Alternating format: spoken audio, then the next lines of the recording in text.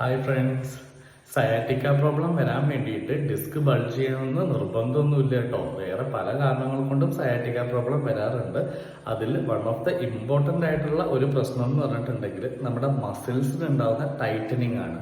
പ്രത്യേകിച്ച് പിരിഫോമിസ് മസിൽ എന്നൊരു മസിൽ ഉണ്ട്. അത് കാണുന്നത് നമ്മുടെ ബട്ടക്സിന്റെ ഏറ്റവും ഡീപ്പർ സൈഡിലാണ് ഈ മസിൽ കാണുന്നത്. ഈ മസിലിന് ഉണ്ടാകുന്ന ടൈറ്റനിങ് സയാറ്റിക്ക നെർവിനെ ഇറിറ്റേറ്റ് ചെയ്യുകയും സയാറ്റിക്ക പ്രോബ്ലം ഉണ്ടാവാനും കാരണമാകാറുണ്ട്. അപ്പം ഡിസ്ക് ബൾജ് ഉണ്ടായാൽ മാത്രമേ സയാറ്റിക്ക പ്രോബ്ലം ഉണ്ടാവൂ എന്ന് വിചാരിക്കരുത്. എങ്ങനെയാണ് ഈ മസിൽ ടൈറ്റനിങ് ആവുന്നത് നോക്കിയാലോ. നമ്മൾ ഒരുപാട് സമയം ഇരിക്കുകയാണ്, ഇരുന്ന് വർക്ക് ചെയ്യുന്ന ആൾക്കാരാണ്, അല്ലെങ്കിൽ എന്തെങ്കിലും ആക്സിഡന്റ് ഒക്കെ പറ്റുകയാണ്, അല്ലെങ്കിൽ അവിടെ എന്തെങ്കിലും ഇൻഫ്ലമേഷൻ ഒക്കെ ഉണ്ടാവുകയാണ്. ഇങ്ങനെയാവുന്ന സമയത്ത് ഈ പിരിഫോമിസ് മസിൽ നല്ല രീതിയിൽ ടൈറ്റ് ആവുകയും സയാറ്റിക്ക പെയിൻ ഉണ്ടാവുകയും ചെയ്യാറുണ്ട്. പിന്നെ പിരിഫോമിസ് മസിൽസ് മാത്രമല്ല, നമ്മുടെ ബട്ടക്സിന്റെ ആ മൊത്തത്തിലുള്ള മസിൽസ്, ഗ്ലൂട്ടിയൽ മസിൽസ് എന്നാണ് പറയുക, ഈ മസിൽസിന്റെ ടൈറ്റനിങ്ങും ഇതുപോലെ തന്നെ സയാറ്റിക്ക പെയിന് കാരണമാകാറുണ്ട്.